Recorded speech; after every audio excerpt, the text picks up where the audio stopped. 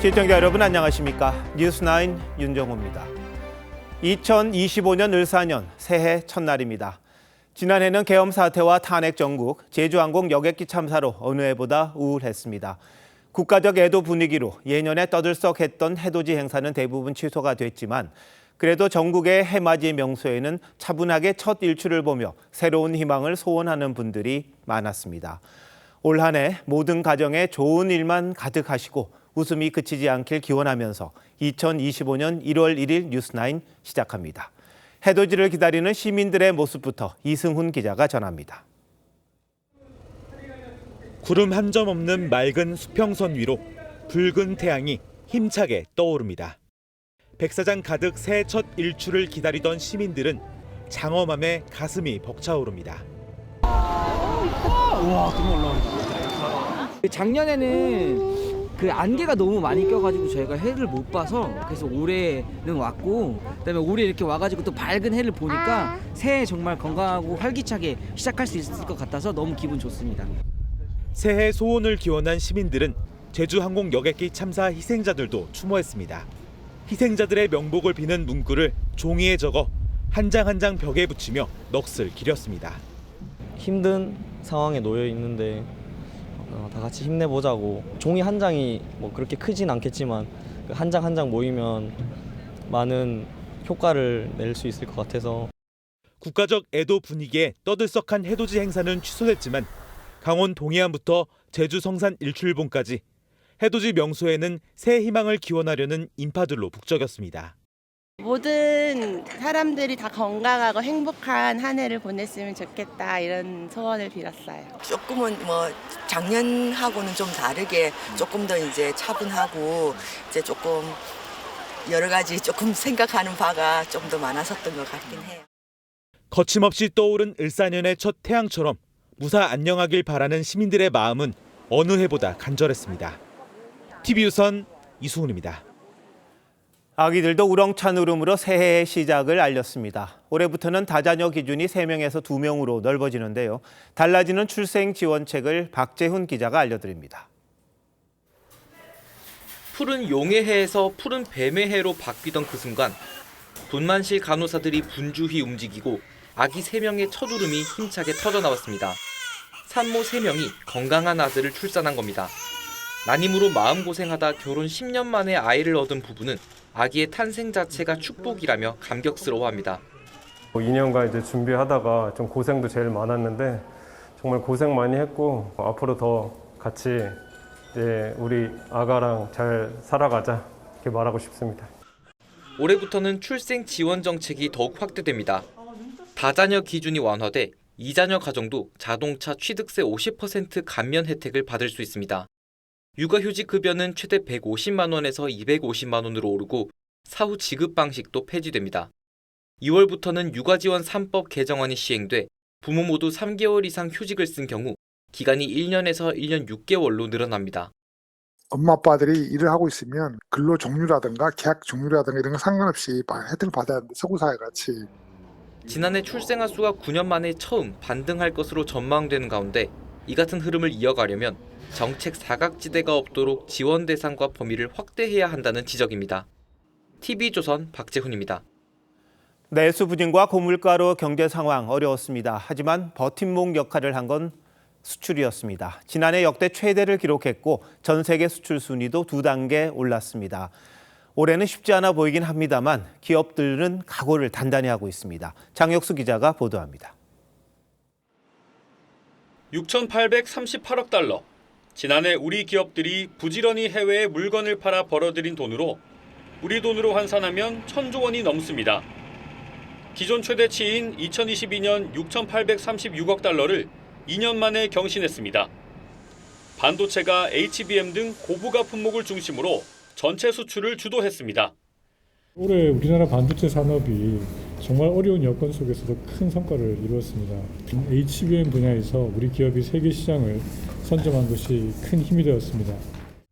어려운 환경에서 자동차와 IT 기기도 선전했고 K뷰티 열풍의 화장품 수출은 처음으로 100억 달러를 돌파했습니다. 그 결과 글로벌 수출 순위에서 우리나라는 이탈리아와 프랑스를 제치고 8위에서 6위로 뛰어올랐습니다. 무역 수지도 2년 연속 적자에서 벗어나 2018년 이후 최대 흑자를 기록했습니다. 보호무역주의를 예고한 트럼프 2기 정부 출범과 환율 불안, 중국의 저가 공세 등 올해 수출 환경은 녹록지 않습니다. 환율 안정이라든지 수출 시장 다변화, 미국과의 통상 협상 등을 통해서 좀 더 노력을 기울여야 할 것으로 생각합니다. 기업들은 신년사에서 혁신과 변화, 기술력으로 위기를 탈출하겠다고 밝혔습니다. 지난해 아쉽게 놓친 수출 7천억 달러 목표를 향한 기업들의 도전이 다시 시작됐습니다. TV조선 장혁수입니다. 새해 첫날부터 여권에선 최상목 대통령 권한대행이 헌법재판관을 임명한 걸 놓고 후폭풍이 거세게 불었습니다. 대통령실 수석이상 참모진 전원이 항의 차원에서 사의를 표명했고 최상목 대행이 정진석 비서실장의 사의만 수용했다는 소식이 전해지면서 한때 진실 공방까지 일었습니다. 도대체 무슨 일이 있었던 건지 먼저 조성호 기자의 보도입니다. 새해 첫날 현충원 참배를 마친 최상목 권한대행에게 정진석 비서실장이 다가가 무언가 말을 하자 최 대행이 놀라는 표정을 짓습니다. 1시간쯤 지나 대통령실은 비서실장을 비롯한 실장과 특보, 수석 전원이 최 대행에게 사의를 표명했다고 발표했습니다. 여권 관계자는 정 실장이 현충원에서 사의를 직접 표명했다며 최 대행이 권한 범위를 넘어서 헌법재판관 2명을 임명한 것에 대한 항의 차원이라고 전했습니다. 대통령 권한대행을 승계한 저는 헌법재판관을 임명하기로 결정하였습니다. 이후 정 실장은 최 대행이 본인 사의를 수용했다며 내일 대통령실을 떠나겠다는 입장을 밝혔고 이에 다수 참모들은 최 대행을 향해 격앙된 반응을 보인 걸로 알려졌습니다. 대통령실 관계자는 정 실장만 사표가 수리되는 건 말이 안 된다며 다른 실장과 수석 모두 동반 사퇴한다는 입장이라고 했습니다. 논란이 커지자 기획재정부는 최 대행은 사표를 수리할 계획이 없다며 민생과 국정 안정에 모두 힘을 모아 매진해야 한다는 생각이라고 진화에 나섰습니다. 인사혁신처를 통한 정식 절차까지 이어지지 않아 사표는 반려됐지만 당분간 권한대행과 대통령실 사이 갈등이 지속될 수 있다는 우려가 나옵니다. TV조선 조성호입니다. 이런 혼선이 빚어지는 과정에 최상목 권한대행과 정진석 비서실장 사이에 3차례 전화통화가 있었습니다. 정 실장은 자신의 사의가 수용됐다고 했지만 최 대행은 거듭 만류했다는 입장입니다. 대통령이 임명했는데 권한대행이 사표를 수리할 권한은 없다는 게 최 대행의 생각입니다. 김충영 기자의 단독 보도입니다. 빨간 명찰에 해병대 야전 상의를 입은 최상목 권한대행이 김포 최전방 감시초소에서 북한의 대남 소음 공격 상황을 점검합니다. 저게 방송에서 지금 썰리네요. 최 대행과 정진석 비서실장이 사표 수리 문제를 논의한 통화는 군부대 일정 전후 오전과 오후 3차례 이뤄졌습니다. 복수의 여권 관계자에 따르면 오전 통화에서 정 실장이 거듭 사의를 표명하자 이를 만류하던 최 대행이 그렇게 모든 참모진이 힘들다면 실장만이라도 수용해야 하는 거냐는 취지로 말했는데 정 실장은 이를 사의 수용으로 받아들였습니다. 오후 군부대 일정을 마친 최 대행은 다시 연락해 사표를 수리할 생각이 전혀 없으니 오해하지 말아달라고 했지만 정 실장은 사직 의지를 굽히지 않은 걸로 전해졌습니다. 최 대행은 줄곧 만류했다는 입장이지만 정 실장은 언론 보도 이후 수용해서 반려로 입장을 번복했다고 판단한 겁니다. 두 사람 사이 통화는 이후 한 차례 더 이뤄졌습니다. 최 대행은 만류 과정에서 주변에 대통령이 임명한 비서실장의 사표를 권한대행이 수리할 권한은 없다는 입장을 밝힌 걸로 전해졌습니다. 최 대행은 헌법재판관 임명 논란 과정에서 자리에 연연하지 않는다는 의사를 여러 차례 밝힌 걸로 알려졌습니다. TV조선 김충영입니다. 최상목 권한대행이 헌법재판관을 임명한 데 대한 반발은 어제 국무회의에서 바로 터져나왔습니다. 여러 국무위원들이 왜 상의도 없이 임명했냐며 항의했고 고성까지 오갔고 김태규 방통위원장 직무대행은 사의 의사까지 밝혔습니다. 어제 국무회의 분위기가 어땠는지 홍연주 기자가 취재했습니다. 최상목 권한대행이 헌법재판관 후보자 2명을 임명하겠다고 밝힌 뒤 국무회의가 비공개로 전환되자 김문수 고용노동부 장관은 중차대한 사안인데 여야와 논의했느냐고 물었습니다. 혼자 고심 끝에 내린 결정이라는 최대행의 답변에 김태규 방통위원장 직무대행은 장관급 국무위원이 이런 중대한 일을 일방 결정하는 게 맞느냐고 강력 반발하며 사의를 표명했고 최대행의 사퇴까지 요구했던 것으로 파악됐습니다. 유상임 과기부 장관도 단독 결정은 적절하지 않다는 취지로 말했고 율사 출신인 이완규 법제처장과 유철환 권익위원장 등도 한덕수 총리가 복귀하게 되면 어쩌려고 이러느냐며 법적 절차 등을 따져묻기도 했습니다. 한 참석자는 평소 비공개 회의 발언자는 한두 명 정도인데 10명 가까운 성토가 이어진 건 이례적이라며 유일하게 조태열 외교부 장관이 임명 외에 별다른 대안도 없지 않느냐며 최대행을 두둔했다고 전했습니다. 비공개 회의 후 이어진 차담회에서 또다시 김태규 대행이 발언하려고 하자 최대행이 바로 자리를 떴는데 기재부 차관으로 함께 호흡을 맞춘 김완섭 환경부 장관만 따라 나섰을 뿐 대부분 자리에 남아 논의를 이어간 걸로 전해졌습니다. TV조선 홍현주입니다. 야당은 대통령실 참모진이 집단적으로 사의를 표명한 데 대해 반란이란 표현까지 써가며 진압을 요구했습니다. 자신들이 요구했던 헌법재판관 임명이 일부 성사되자 최상목 권한대행의 편을 든 겁니다. 반면 국민의힘은 헌법재판관 임명에 대한 책임론을 제기했습니다. 최원국 기자입니다. 국민의힘은 대통령 참모진들의 집단 사의 표명을 애둘러 지적했습니다.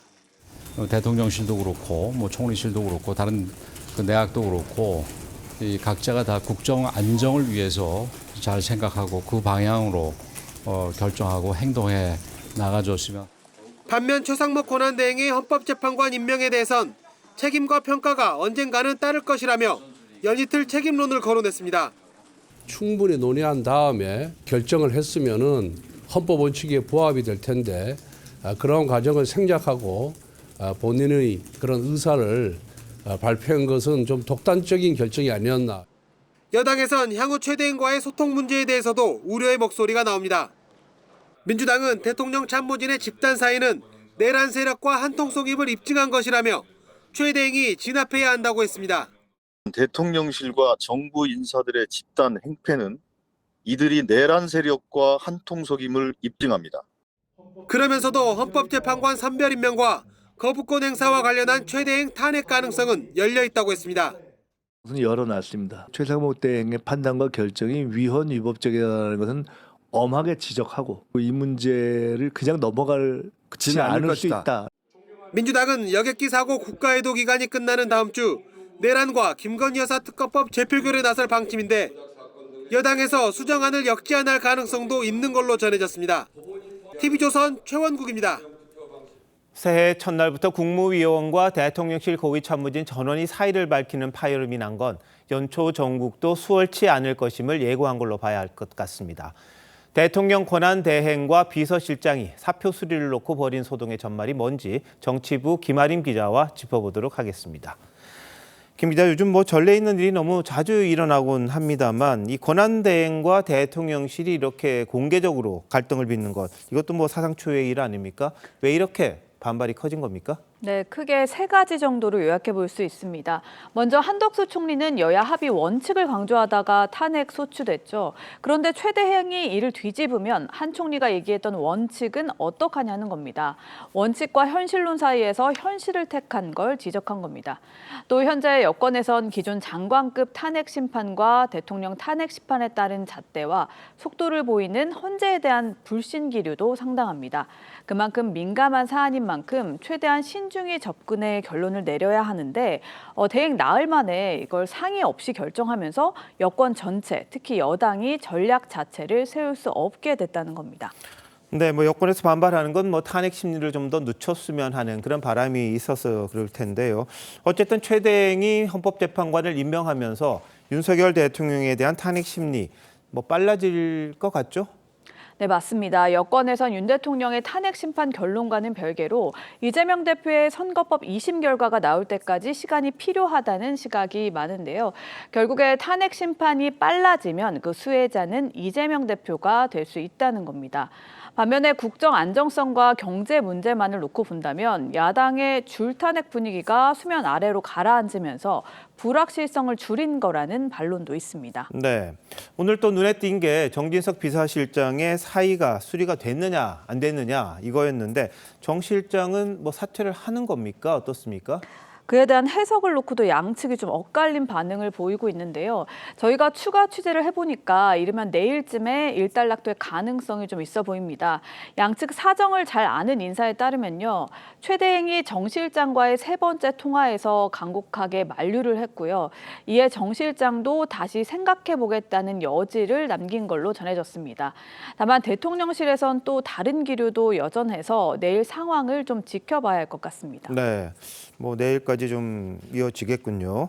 근데 최성목 대행이 헌법재판관을 임명하고 나서 여나 야나 다 뭐 반발하는 모양새는 보였습니다. 근데 본심은 달랐다 이런 이야기가 나오더라고요. 야당은 최 대행에 대한 탄핵을 이야기를 하긴 합니다만 조금 다른 입장이죠. 네, 맞습니다. 우선 민주당은 표면적으로는 왜 2명만 임명했냐 이렇게 반발하고 있지만요.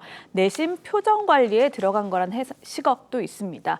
탄핵 심판을 위한 법적 조건을 채웠기 때문에 향후 재판관 추가 임명이나 거부권을 놓고 최 대행을 향한 압박과 공세 일환으로 탄핵을 계속 거론은 하겠지만 추가 탄핵까지 가지 않을 거란 전망이 우세합니다. 반면에 여당은 상당히 격앙된 모습입니다. 권영세 비대위원장과 권성동 원내대표 모두 연이틀 강한 유감을 표명했고요. 최 대행과 여러 인연이 겹치는 의원들 사이에선 배신자란 표현까지 공공연히 나오고 있습니다. 하지만 집권 여당과 대통령 권한대행이란 관계까지 없는 걸로 할 수는 없겠죠.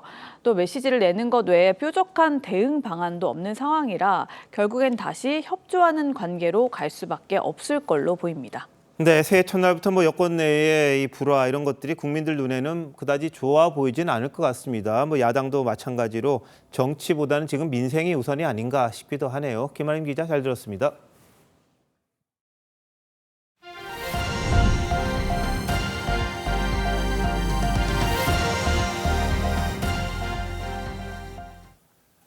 윤석열 대통령에 대한 체포영장을 발부받은 지 하루 만에 공수처가 윤 대통령을 강하게 압박했습니다.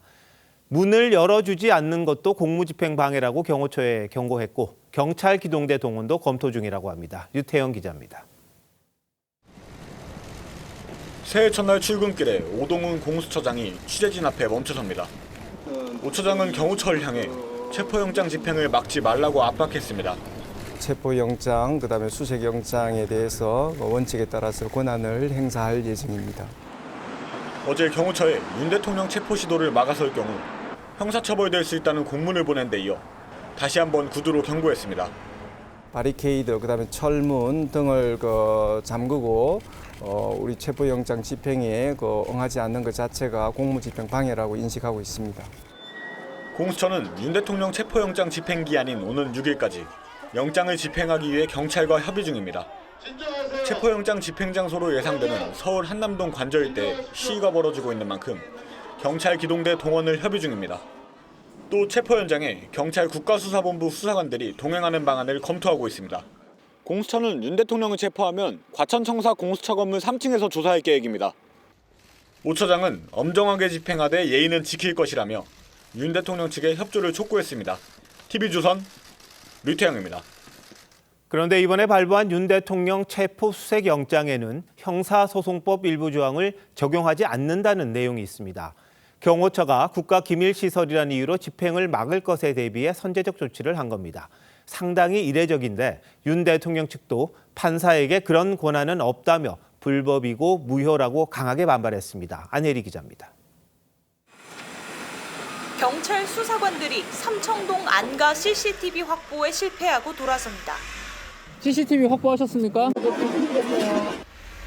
대통령 경호처 내 비화폰 서버 압수수색도 무산됐습니다. 경호처는 군사상 공무상 비밀시설은 책임자 승낙 없이 압수수색을 못한다는 형사소송법 110조와 111조를 근거로 영장 집행을 막았습니다. 경호처가 윤석열 대통령 체포, 수색영장 집행 역시 같은 근거로 막을 거란 전망이 벌써부터 나왔습니다. 법원이 윤 대통령 수색영장엔 해당 법조항이 적용되지 않는다는 내용을 적시한 것으로 확인됐습니다. 윤 대통령 수색을 막지 말라는 취지로 보이지만 법원이 법조항을 적용하지 말라고 하는 게 납득이 안 된다는 지적도 나옵니다. 윤 대통령 측은 강하게 반발했습니다. 윤갑근 변호사는 형사소송법 어디에도 판사에게 그런 권한을 부여하지 않고 있다며 불법 무효라고 했습니다. 또 사실이라면 즉각 영장 전담 판사를 직무배제하고 징계해야 한다고 요구했습니다. TV조선 안혜리입니다. 체포영장 집행을 앞두고 한남동 관저 주변은 긴장감이 높아지고 있습니다. 현장에 나가 있는 취재기자 연결합니다. 이나곤 기자, 아직도 관저 앞에 사람들이 많이 모여 있습니까? 네, 지금도 관저 앞 3개 차로를 가득 메운 인파가 윤석열 대통령 지지 집회를 이어나가고 있습니다. 경찰 기동대 5개 중대, 총 300명가량의 경찰이 질서 유지를 위해 현장 관리에 나서고 있습니다. 윤 대통령 체포영장이 발부된 어제부터는 30-40명 정도가 밤을 꼬박 새우기도 했습니다. 이들은 공수처와 경찰이 야간에 윤 대통령 체포를 시도할 경우 바로 집회 인원들을 불러 모을 계획인데요. 영장 집행을 몸으로 막아설 가능성도 있습니다. 윤 대통령 규탄 집회 참석자들도 어젯밤부터 맞불 농성을 벌이면서 이곳 관저 앞엔 긴장감이 감돌고 있습니다. 네, 집회가 찬반 모두가 있을 것 같은데 참가자들 사이에 충돌은 없었습니까? 네, 10m 간격의 골목을 하나 사이에 두고 탄핵 찬반 양측의 집회가 열리면서 서로 고성과 욕설이 오가며 물리적 충돌이 우려되는 상황도 있었습니다. 일부 참가자들이 경찰이 세워둔 질서유지선을 넘어가려고 시도하면서 경찰 기동대원들이 인간띠를 만들어 간신히 충돌을 막기도 했습니다. 윤 대통령 지지자들 사이에선 오동훈 공수처장과 체포영장을 발부한 영장 전담 판사를 비판하는 구호도 나왔습니다. 오동훈을 구속하라! 이에 맞서 규탄 집회 측에선 윤 대통령을 향해 공수처의 체포조사에 응하라고 목소리를 높였습니다.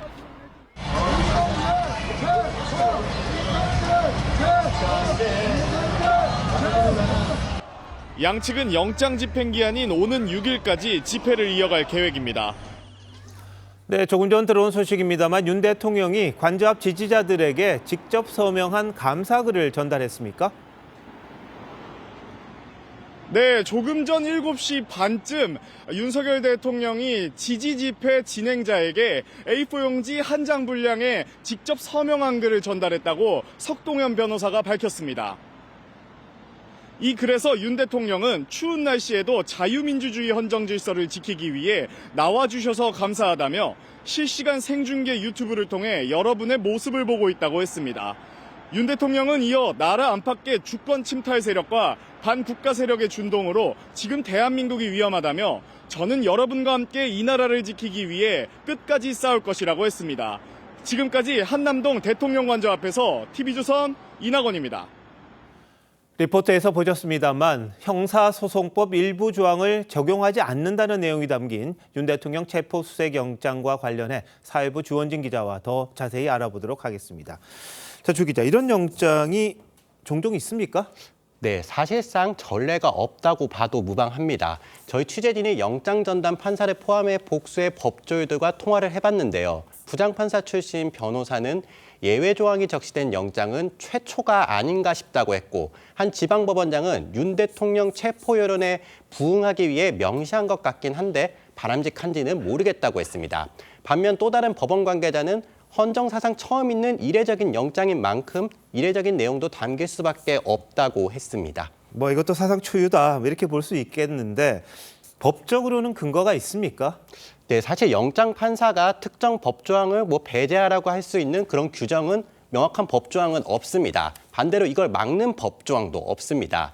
한 법원장은 영장 판사도 판사인 만큼 어떤 법조항을 적용하고 배제할지 충분히 판단할 수 있다고 했습니다.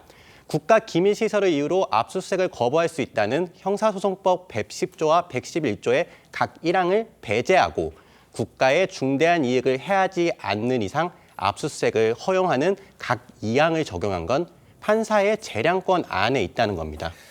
판사가 어떤 성향을 놓고도 지금 논란이 되고 있다 보니까 이게 판사가 직접 적은 건지 아니면 공수처가 이런 조항을 넣어달라고 한 건지 어떻습니까? 네, 검찰이 평소 영장을 청구할 때도 이런저런 요청 사항을 영장에 적는다고는 합니다. 보통 해가 지면 체포영장을 집행하지 못하는데 특수한 경우엔 일몰 후에도 체포를 허용해달라고 요청하는 식입니다. 한 법관 출신 변호사는 영장 판사는 수사기관이 청구하는 법 내에서만 영장을 발부한다며 공수처의 요청이 수용된 것이라고 봐야 한다고 했습니다. 공수처는 이에 대해 따로 입장을 밝히진 않고 있습니다. 그러면 대체로 공수처가 이런 부분을 좀 적시해달라 이렇게 요청을 했다 이렇게 봐야 되는 것 같군요. 근데 공수처가 윤 대통령 수사를 시작한 이후에 이렇게 이례적인 상황들이 많이 발생을 하는 거죠? 네, 공수처는 사실 내란죄 수사권을 갖고 있지 않지만 직권남용죄와 관련된 혐의라며 수사를 하고 있는데 윤 대통령 측은 불법 수사라며 반박하고 있습니다. 공수처가 체포영장을 본래 관할 법안인 서울중앙지방법원이 아니고 서울 서부지법에 낸 것에 대해서도 윤 대통령 측은 발부 가능성이 높은 법원을 골라서 영장 쇼핑을 했다고 비판했습니다. 이런 상황에서 이례적인 법조항을 미적용하는 그런 영장까지 나온 건데요. 윤 대통령 측은 영장 판사가 월권을 했다며 헌법재판소에 권한쟁의 심판을 청구할 방침입니다. 이런 논란을 의식한 건지는 모르겠지만 오동훈 공수처장은 오늘 아침 적법 절차를 강조하기도 했습니다. 적법 절차에 의하지 않는 그러한 어떤 행위가 일어나지 않도록 특별히 수사진에 또 당부도 했습니다. 현직 대통령의 내란 혐의라는 중대 사건을 수사하면서 자꾸 논란거리를 만드는 게 바람직하지 않다는 지적도 나옵니다. 네, 공수처가 기소를 어떻게 할지 이것도 참 궁금한데 주 기자 잘 들었습니다.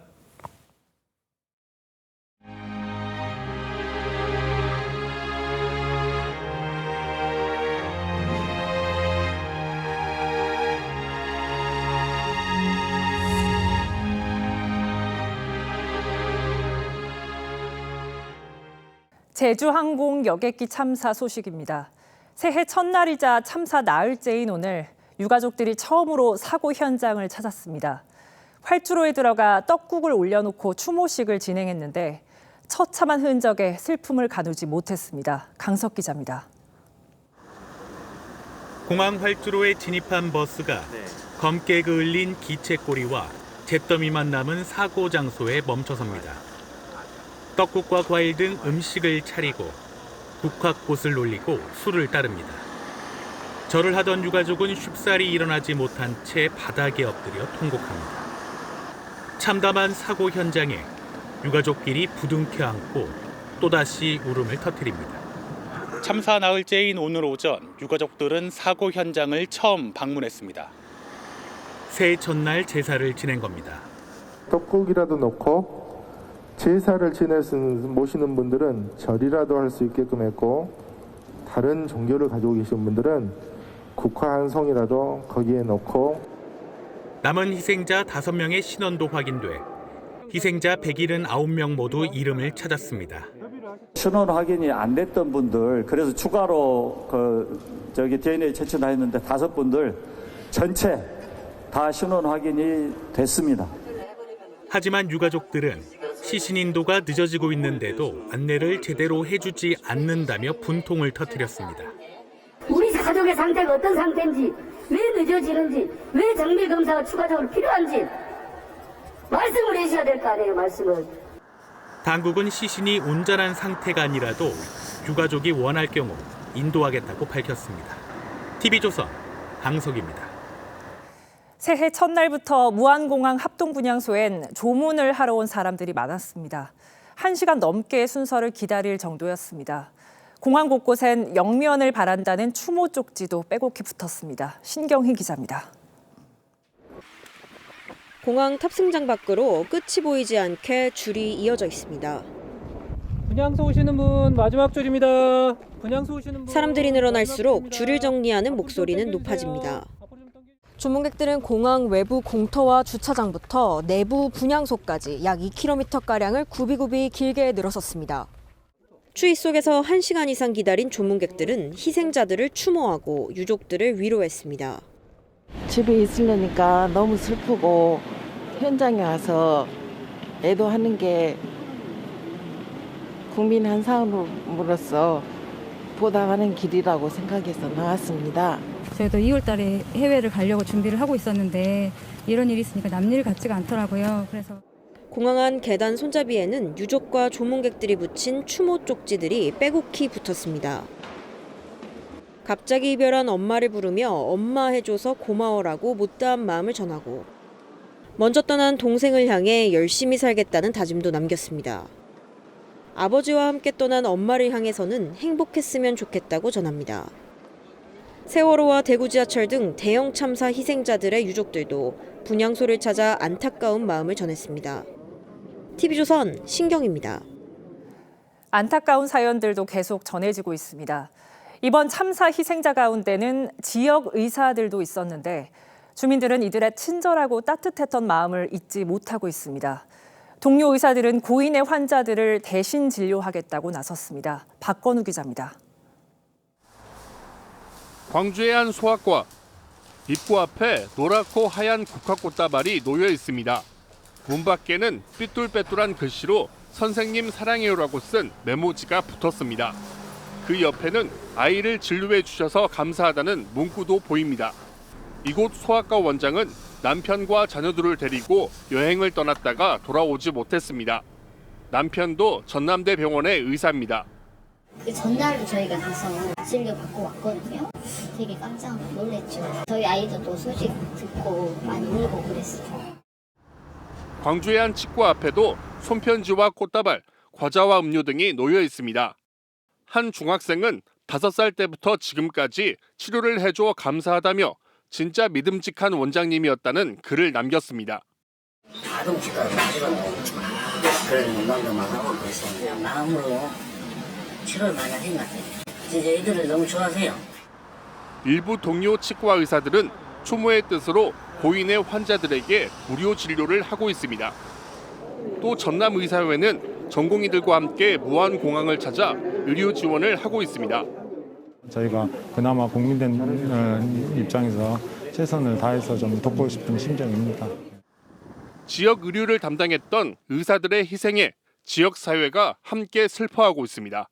TV조선 박건우입니다. 여야 지도부도 신년 행사를 취소하고 다시 무안을 찾았습니다. 정치인들이 사고 현장을 찾는 데엔 애로사항을 듣고 또 도움을 보태겠다는 생각이겠지만 현장에 있는 유가족들이 느끼는 감정은 많이 다른 듯합니다. 황정민 기자입니다. 민주당 이재명 대표가 어제 국회 본회의 직후 다시 무안공항을 찾자 한 유가족이 격앙된 목소리로 항의합니다. 텔레비에 광고 내려와요? 막 행사 때마다 인사하고 가면서 아무것도 안 하면서 텔레비에 와서 광고만 하고 가요? 이 대표는 사고 당일부터 현장을 찾았는데 시신 수습에 속도가 나지 않자 면전에서 이를 성토한 겁니다. 서로 한잔 내는 것도 지금 이틀째예요. 자리에 앉아서 밑에 직원도 시키세요. 밑에 직원들 시키는 게 빨라요. 나한테 그냥 하신 말씀 다 하세요.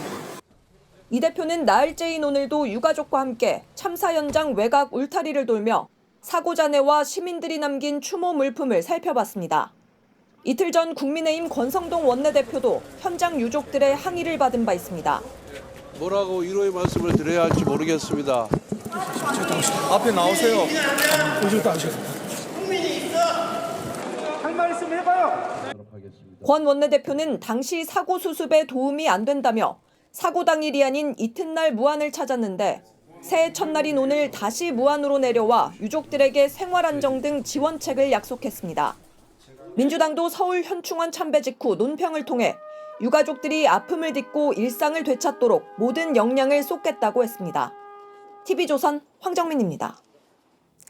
참사 직전 정황도 조금씩 드러나고 있습니다. 사고 여객기는 원래 착륙하려던 방향이 아닌 반대 방향에서 착륙을 시도했습니다. 이 때문에 피해가 커졌다는 지적이 나왔는데 관제사의 허가가 있었던 걸로 조사됐습니다. 이정현 기자입니다. 사고 여객기는 남쪽에서 착륙을 시도하다 메이데이를 외친 후 좌측으로 선회 비행을 시도했습니다. 그러다 우측으로 다시 틀어 반대편 활주로에 동체 착륙했습니다. 무안공항을 오가는 현직 기장은 바다 쪽을 보며 착륙하는 경우는 최악의 상황일 때 선택하는 것이라고 했습니다. 좌우측으로 크게 돌아 기존 활주로로 들어오는 게 일반적이라는 겁니다. 전문가들 의견도 다르지 않습니다.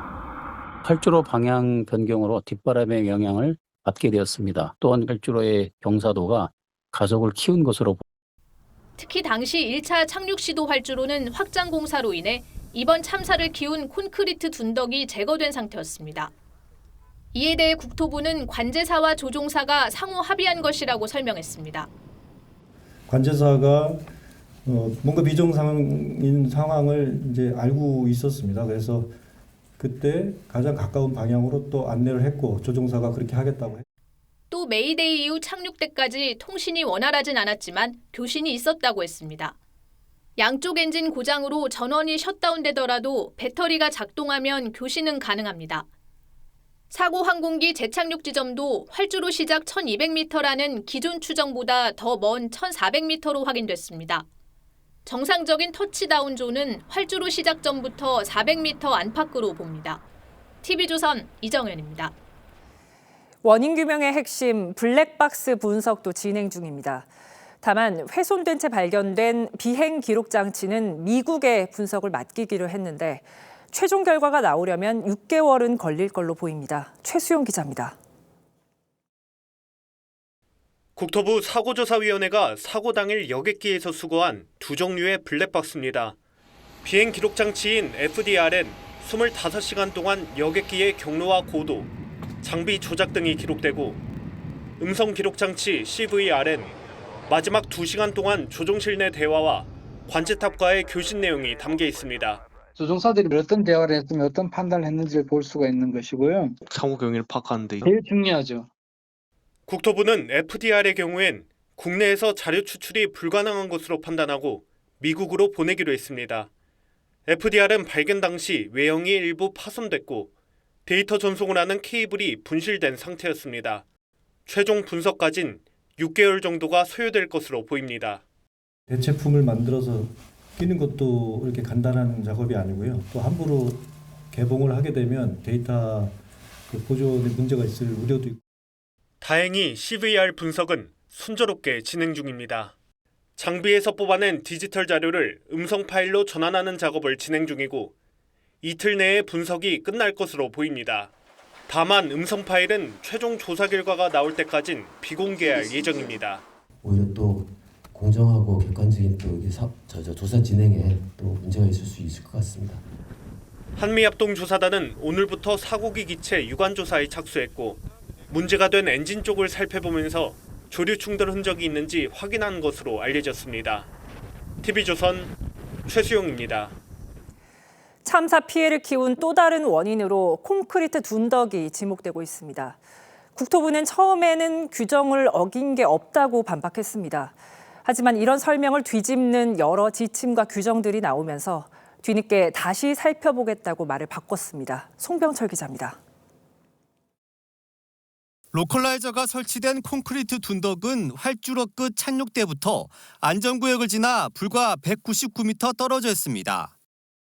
콘크리트 둔덕이 안전구역 내에 있는 시설물은 부서지기 쉬워야 한다는 규정을 어겼다는 지적이 나오자 국토부는 항공장애물 지침 예규를 들어 반박했습니다. 로컬라이저는 안전구역 밖에 있는 시설물이기 때문에 콘크리트 둔덕도 문제가 없다는 겁니다. 그러면서 미국 LA 공항 등도 같은 상황이라고 설명했습니다. 방위각 시설이 활주로 종단 안전구역 외곽에 설치되어 있는 것을 확인했습니다. 하지만 국토부의 설명과 배치되는 자료는 차고 넘칩니다.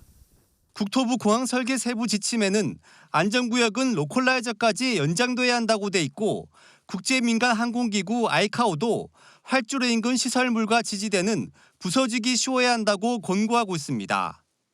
한국공항공사가 2020년에 발주한 로컬라이저 개량 사업 문서에도 기초대까지 부서지기 쉬워야 한다고 적혀 있습니다. LA 공항 등도 콘크리트 둔덕이 없는 것으로 확인됐습니다. 그러자 국토부는 말을 바꿨습니다. 주요 선진국들 한번 규정들 제가 한번 종합적으로 검토해보고 또 이 전문가들 한번 의견도 한번 수렴을 해보고 나서 또 빠른 시일 내에 또 별도로 한번 다시 설명 좀. 국토부는 이와 함께 콘크리트 지지대는 개항 때부터 설치돼 있었고 30cm 두께의 콘크리트 상판은 지난해 계량공사 때 추가됐다고 설명했습니다. TV조선 송병철입니다. 어제 70대 운전자가 몰던 차량이 서울의 한 전통시장으로 돌진하는 사고가 있었습니다. 안타깝게도 부상자 중 한 명은 결국 숨졌습니다. 이 운전자는 2년 전 치매 진단을 받았던 걸로 확인됐습니다. 조윤정 기자입니다. 정육점에서 고기를 고르던 시민들이 일제히 뒤를 돌아봅니다. 검은 승용차가 시장 통로를 휩쓸고 돌진하자 과일들이 흩뿌리듯 나뒹굽니다. 차에 부딪힌 여성은 충격에 뒤로 날아가 주저앉고 사고를 목격한 손님은 손으로 얼굴을 감싸줍니다. 어제 서울 양천구의 전통시장에서 발생한 차량 돌진 사고 CCTV 영상엔 당시 처참한 상황이 고스란히 담겼습니다. 12명이 다쳤고 차에 정면으로 들이받친 40대 상인은 병원 치료 도중 끝내 숨을 거뒀습니다. 사고로 숨진 상인이 일하던 과일 가게 앞엔 고인을 기리는 조화가 놓여 있습니다. 너무너무 잘하는 가게 직원분이 하늘나라를 가시게 됐다고 해서 한번 와서 좀 추모하는 시간을 갖고 싶었습니다. 74세인 운전자는 2년 전쯤 치매 진단을 받았다고 경찰에 진술했습니다. 면허는 2022년에 갱신해 앞으로도 2년 넘게 운전대를 잡을 수 있는 상태였습니다.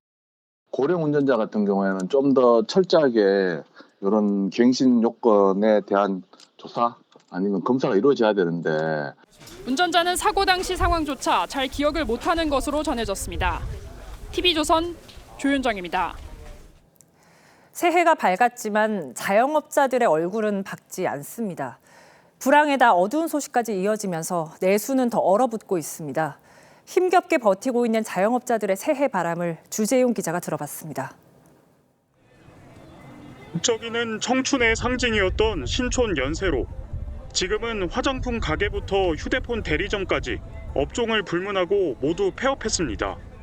자영업자들의 폐업이 이어지면서 거리에는 이렇게 빈 상가 건물들만 남아 있습니다. 방금 저희가 밥을 먹고 왔는데 그 건물에 공실이 되게 많더라고요.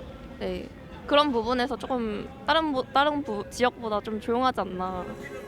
남아있는 영세 자영업자들도 반토막 난 매출로 겨우 버티고 있습니다. 그전에는 10만 원어치 저가면 지금 5만 원도 못 팔아. 좀 세금 좀 줄여주고 좀 우리도 좀 살기 좋게 편안하게 좀 해주고. 한때 패션 1번지로 불리던 동대문도 불황의 직격탄을 맞으면서 상가 곳곳이 공실이 된 지 오래입니다. 상인들은 여기가 삶의 터전이고 해서 정말로 정부에서도 좀 지원을 해서 우리 그 사업에 전념할 수 있도록. 손님이 뚝 끊긴 건 재래시장도 마찬가지. 나라가 지금 혼란스럽잖아요. 혼란스러우니까 사람들이 살 것도 안 사요. 새해엔 정치적 혼란이 사라지고 경기가 살아나길 상인들은 한 마음으로 기원했습니다. 서로 양보하고 좋은 방향으로 가려고 그러고 이렇게 해야 나라도 잘 돌아가는 거고 경제도 잘 돌아가는 거고 그런 거지. TV조선 주재용입니다. 지난해 인공지능을 비롯한 많은 기술들이 일상의 풍경을 바꿔놨습니다. 올해도 기술 혁신은 가속화할 전망입니다. 먹는 비만약과 초고속 연산이 가능한 양자 컴퓨터까지 올 한 해를 주도할 혁신 기술을 윤우리 기자가 소개합니다. 사고로 어깨 아래가 마비된 남성이 생각만으로 컴퓨터를 조작합니다. 일론 머스크의 뉴럴링크가 만든 칩을 두뇌에 이식한 결과입니다. Basically, it was like using the force on a cursor. 올해는 이처럼 뇌와 컴퓨터를 직접 연결하는 기술이 크게 발전할 전망입니다. 미국 과학지 네이처는 중국의 경쟁자로 부상할 것으로 내다봤습니다. 지난해 우리나라에도 출시돼 큰 인기를 끈 위고비. 올해는 비만약 시장의 제2막이 열립니다. 미국 제약사들은 효과나 편의성 면에서 위고비를 뛰어넘는 치료제 출시를 위해 임상시험의 속도를 올리고 있습니다. 지난달 구글은 슈퍼컴퓨터로 1조 년에 1조 배가 걸리는 계산을 5분 만에 끝낼 수 있는 양자 컴퓨터를 개발했다고 발표했습니다. 유엔은 이제 시작일 뿐이라며 올해를 양자 기술의 해로 정했습니다. 달을 향한 발걸음도 빨라집니다. 일본은 이번 달 달 착륙선을 발사하고 미국은 이번엔 달 남극으로 착륙선을 보낼 계획입니다. We looked really hard at every mission that has gone to the moon, and we looked for what mistakes or things in their design. 우리나라도 올해 누리호 4차 발사에 나서며 뉴스페이스 진입에 박차를 가합니다. TV조선 윤유리입니다. 매년 1월 1일이면 합참의장이 신년 지휘 비행을 합니다. 그런데 올해는 갑자기 취소했습니다. 1차적인 이유는 일정이 사전 노출됐다는 건데 탄핵 정국과 항공기 사고로 인한 어수선한 분위기를 감안한 걸로 보입니다. 구민성 기자입니다. 합참의장이 피사이와 같은 공중 조기경보 통제기를 타고 대비태세를 점검하는 지휘 비행은 거의 매년 실시되었습니다. 세종대왕 전 장병 새해 복 많이 받고 임무 수행에 안전을 기해 주기 바란다. 올해는 이례적으로 육군 아파치 헬기를 타고 서해 최전방 지역까지 비행할 예정이었는데 일정이 사전에 노출된 뒤 취소됐습니다. 군 관계자는 대통령과 국방장관까지 권한대행인 상황을 감안한 것이라고 설명했지만 계엄 사태에 이어 여객기 참사까지 있었던 분위기가 반영됐을 것이란 관측이 나옵니다. 대신 김 의장은 합참 전투통제실을 찾아 25사단 GOP 대대장, 항공우주작전본부장, 연평부대장 등과 지휘 통화를 했습니다. 김 의장은 적 도발에 대한 강력한 응징을 강조했습니다. 한편 군은 계엄에 관여한 혐의를 받는 여인영 전 방첩사령관과 이진우 전 수방사령관의 보직해임 절차에 들어갔습니다. 결과가 나오기까지 열흘 이상이 걸릴 것으로 보여 군의 지휘 공백에 따른 우려도 나옵니다. TV조선 구민성입니다. 우여곡절 끝에 헌법재판관 2명이 충원되면서 헌법재판소가 탄핵 심판을 결정할 수 있는 정족수 겨우 채우게 됐습니다. 앞으로 심리해야 할 탄핵 사건이 많은데요. 문제는 없을지 김주영 기자와 따져보겠습니다. 김 기자, 지금 헌법재판소에서 탄핵 심판이 몇 개나 지금 걸려 있습니까? 현재 헌법재판소가 심판해야 하는 탄핵 사건은 총 10건입니다. 지난달에만 윤석열 대통령과 한덕수 국무총리를 비롯해서 8명의 탄핵안이 헌법재판소에 접수됐습니다. 1988년 헌법재판소가 생긴 이후 2023년까지 헌재가 심판한 탄핵안은 7건에 불과했는데 올해만 10건을 처리해야 되는 상황입니다. 여기에 최재해 감사원장과 이창수 중앙지검장이 탄핵 판결까지 직무를 그대로 하게 해달라고 낸 가처분 신청과 국민의힘이 한덕수 총리 탄핵 가결 정족수와 관련해서 권한쟁의를 낸 것도 헌재가 결론을 내려야 되는 상황입니다. 네, 무척 많은 탄핵 심판이 걸려 있는데요. 그렇다면 이게 언제쯤 결론이 날 수 있습니까? 네, 헌법재판소는 윤 대통령과 한 총리, 감사원장과 검사 3인 등에 대해선 변론 준비 절차에 이미 들어갔습니다. 일단 헌법재판소는 윤석열 대통령의 탄핵 심판을 최우선으로 한다는 방침인데요. 헌법재판관 2명이 4월에 임기 만료를 앞두고 있기 때문에 헌재가 4월 전에는 대통령에 대한 결정을 내릴 거란 관측이 나오고요. 국무총리를 비롯해 다른 사람들에 대한 판단은 대통령 탄핵 여부가 결정된 후에야 나올 가능성이 큽니다. 앞서 지난 8월에 탄핵안이 국회를 통과했던 이진숙 방통위원장 사건만 오는 15일에 마지막 변론을 앞두고 있습니다. 정부 요직에 대한 결정이 최소한 몇 달은 걸린다는 건데 그렇다면 국정 운영 문제 없습니까? 권한대행 체제에서 현재 공무원들 인사부터 얼어붙은 상태입니다. 통상 3급 이상 고위 공무원은 대통령실의 검증이 필요한데 기능마비로 멈춘 상태고요. 공공기관 역시 70곳 이상이 기관장 공석이거나 임기 만료 상태입니다. 기획재정부가 올해 경제정책 방향 발표를 연기하는 등 각 부처는 정책 방향을 정하는 데도 어려움을 겪고 있습니다.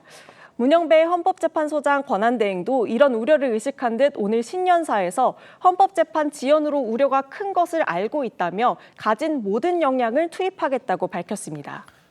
자, 그럼 대통령에 대한 탄핵안이 기각이 되든 인용이 되든 나머지 관료들이나 고위공직자에 대한 탄핵은 빨리 결정이 될 수 있습니까? 4월 전에 모두 결정이 안 나면 난항이 예상됩니다. 4월에 임기가 끝나는 문형배 이미선 헌법재판관은 대통령 지명 인사로 권한대행이 후임 임명을 할 수 없습니다. 그러면 헌재는 또 6인 체제가 되어서 결정이 어려워집니다. 탄핵 소추된 공직자들은 결정이 날 때까지 사직도 할 수 없어서 기다려야만 합니다. 탄핵소추 의결서가 헌법재판소에 되면은 임명권자는 사직서를 수리할 수 없고 해임도 못하게 돼 있습니다. 그래서 헌법재판소에서 판단이 날 때까지는 그냥 공석인 거예요. 직무대행체제로 가야 됩니다. 네, 헌법재판소의 결정이든 재판이든 미뤄지는 건 좋지 않다 이런 얘기들이 많은데요. 헌법재판소가 현명한 판단을 해야겠군요. 김 기자 잘 들었습니다.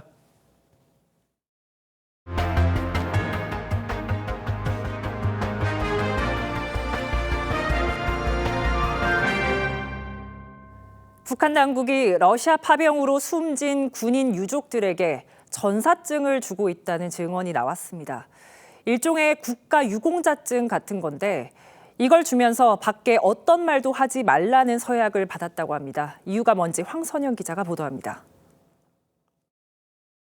북한에선 전쟁이나 훈련 중 사망한 군인의 유족에게 일종의 사망 확인서인 전사증을 줍니다.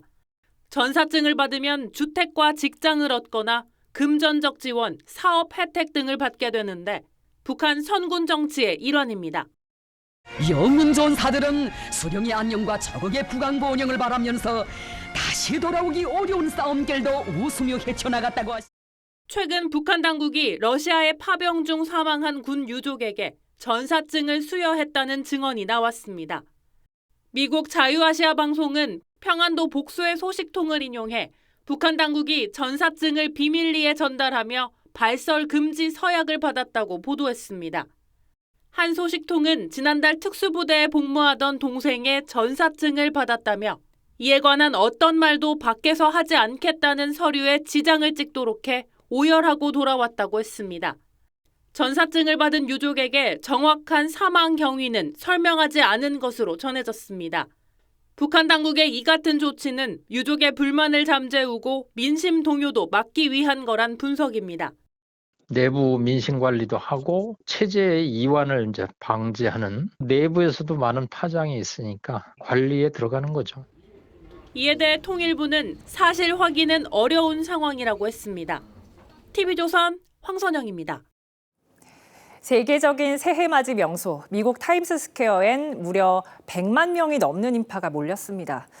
시민들은 트럼프 2기 출범으로 큰 변화가 예고된 새해에 기대와 걱정을 드러냈습니다. 이태영 특파원이 현장에 다녀왔습니다.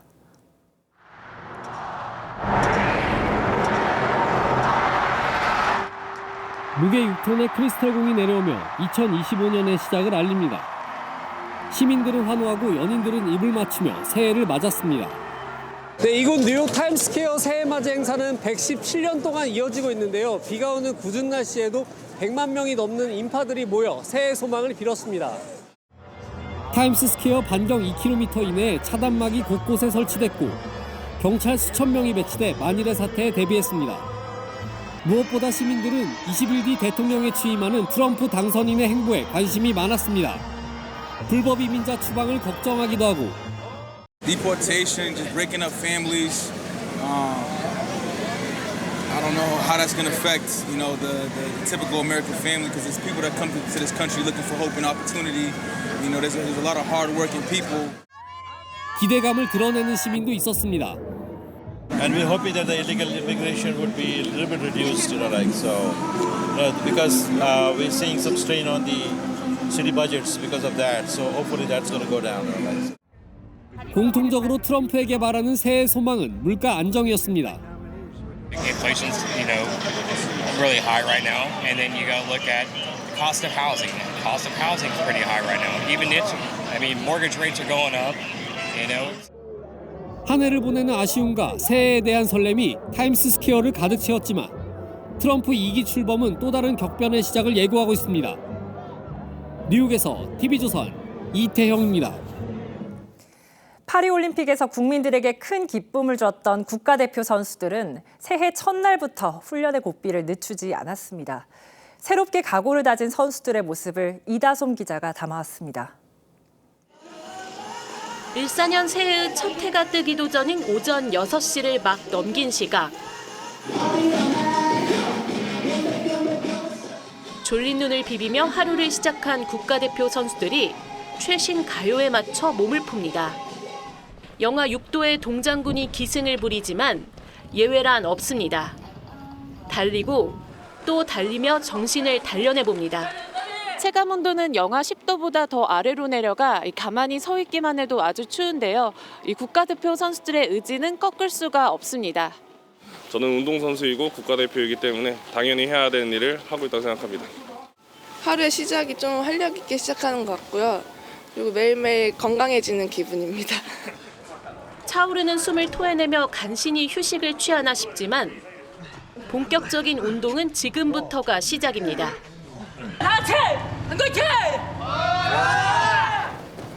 진천 선수촌에서 가장 혹독한 훈련으로 악명 높은 유도 대표팀의 훈련장은 그야말로 악소리가 절로 나옵니다. 뭐야 지금 오늘 이렇게 쳐줘? 뭐야?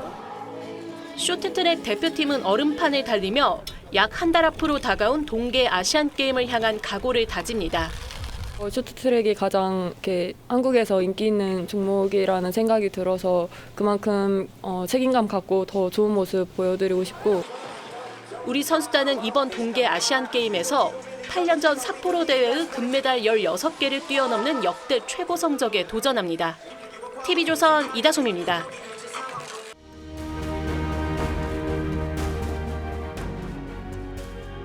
After all, tomorrow is another day.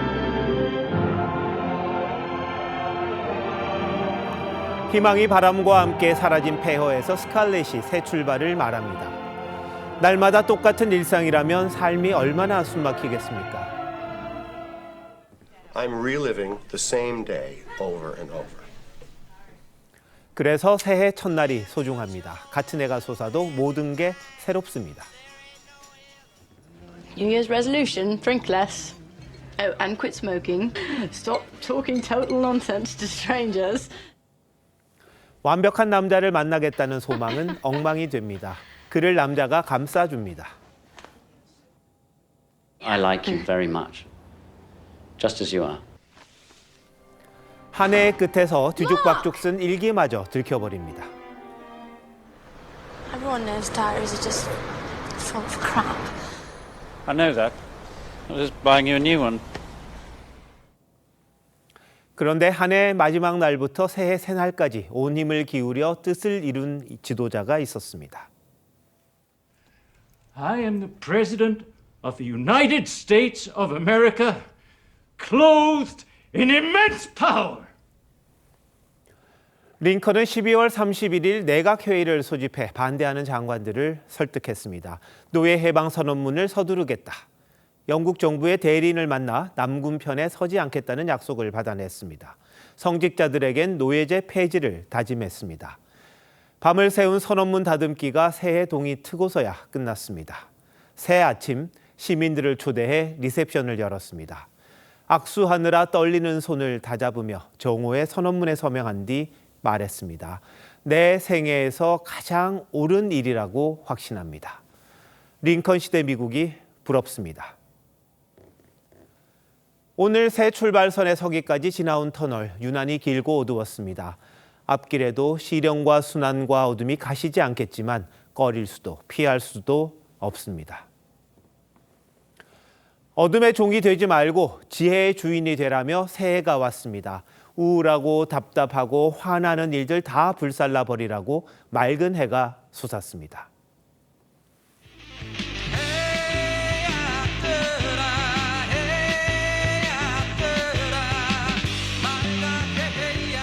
해야 솟아라 맑게 씻은 얼굴 고운 해야 솟아라 어둠을 살라먹고 이글이글 애띤 얼굴 고운 해야 솟아라 1월 1일 앵커 칼럼 오늘 내일은 내일의 태양이 뜬다였습니다.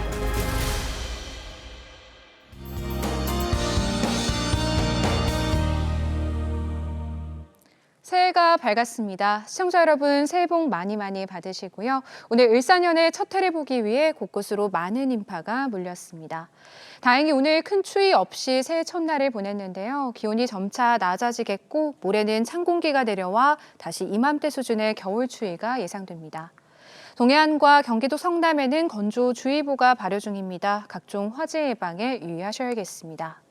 내일 전국이 대체로 맑다가 차츰 구름 많아지겠습니다. 제주도는 흐리겠습니다.